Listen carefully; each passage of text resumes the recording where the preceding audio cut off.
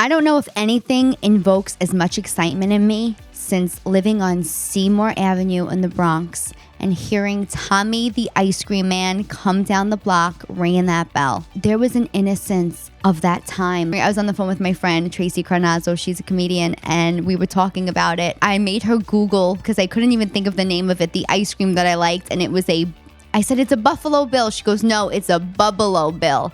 And it was basically an ice cream in the shape of Buffalo Bill with a bubblegum nose and about 7 different food coloring dyes that we probably can't eat today. And there's still nothing better than that.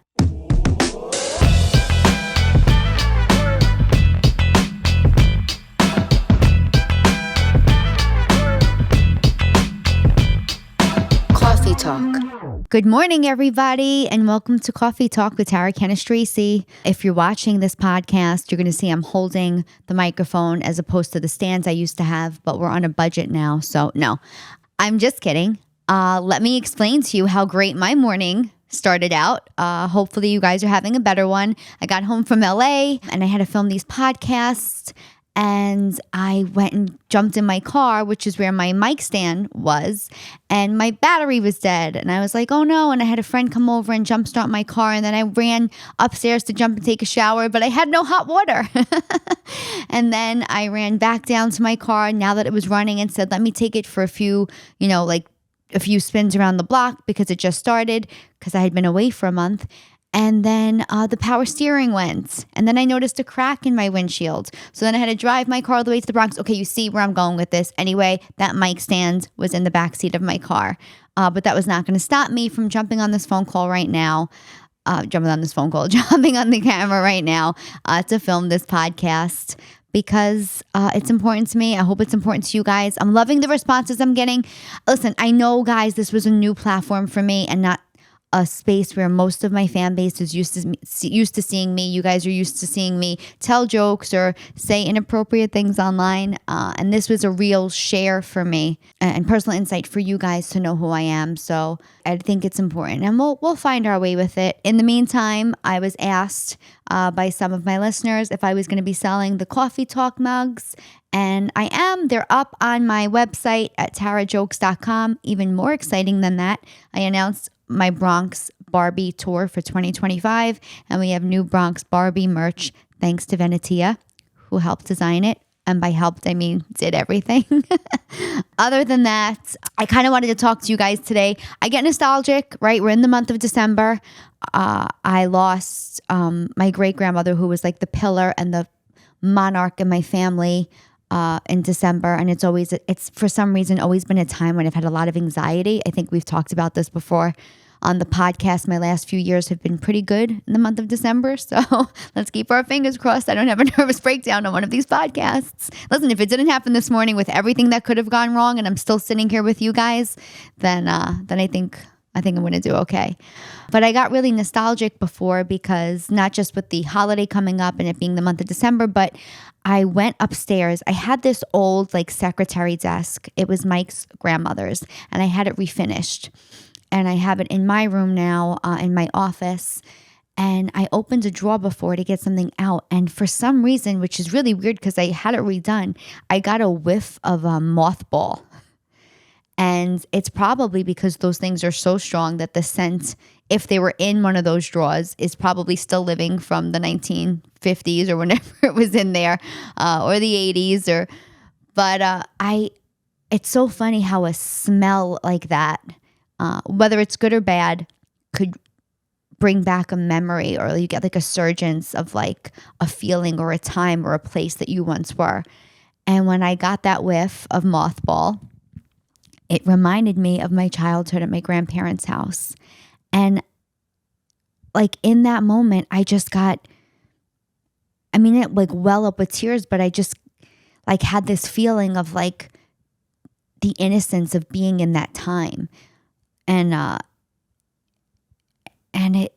it just I don't know, again, it was just a mothball, but being young, having a childhood in the 80s, so different compared to right now, just got me thinking about things like that. For instance, I I was talking with my friend Tracy Carnazzo. She's another comedian. And I was saying how I don't know if anything in my entire life, this is going to sound really sad, has ever invoked as much excitement in me as hearing the ice cream man like start ringing his bell at the start of summer.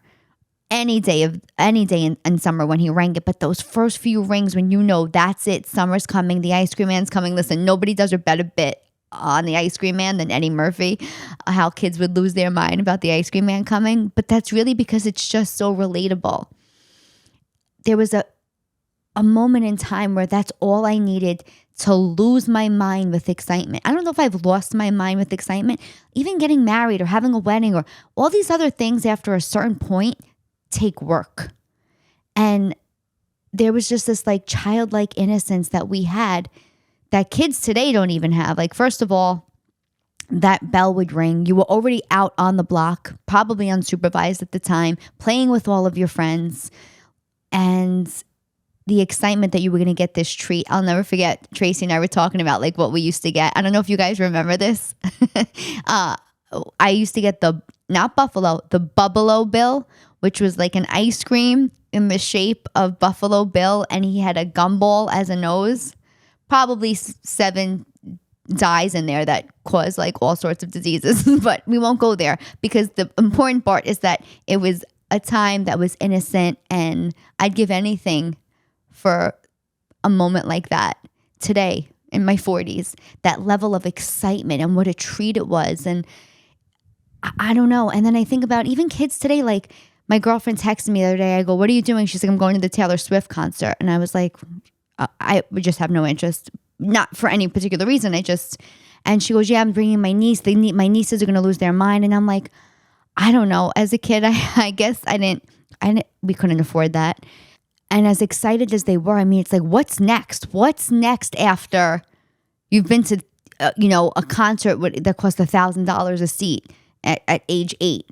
Like for me, it was a $1.49 Buffalo Bill ice cream or a strawberry shortcake. Remember those, like the Good Humor bars? They used to have like toasted almond and strawberry shortcake. I'm like so particular about what I eat now these days, and where I eat and what's organic or grass fed. But I was on the road with Josh Wolf actually this weekend, and we were in a hotel. They have limited items they let you, and he's like, "I'm gonna go for that chipwich," and I was like, "Oh my god." Like a chipwich is a classic. Like that's a staple. That is something that I won't eat one every day. But there's just a feeling when you eat it now it's like more nostalgia and deliciousness, because I don't care what's in it. It's delicious. And he was like, "I'm going for it." And I'm like, "Oh man." And I was like, I wish I could, but like I'd been on the road for so long at that point, and I was like trying to eat as good as possible because it's wear and tear on your body. And I'm not an 8-year-old curly-haired little girl anymore who could, eat without thinking about it or overthinking about it, and that kind of made me feel sad. And all of this I say to you because I sniffed a mothball in an old secretary desk. I can't help it. I say in my Instagram profile, I'm like, I'm Bronx born, I'm Italian American, I'm a stand-up comic, and I'm an overthinker, and so I guess this just kind of was one of those moments where I started overthinking things. And to share something very personal with my listeners, I don't hide my age or my situation. And obviously, this is probably going to be the most exciting year for me because of you guys coming out to my shows. I've never had a tour like this. I've announced it, the Bronx Barbie Tour. It starts January 9th, kicks off in Charlotte, North Carolina. And you get to that place where you go, this is all I've ever worked for. This is all I want.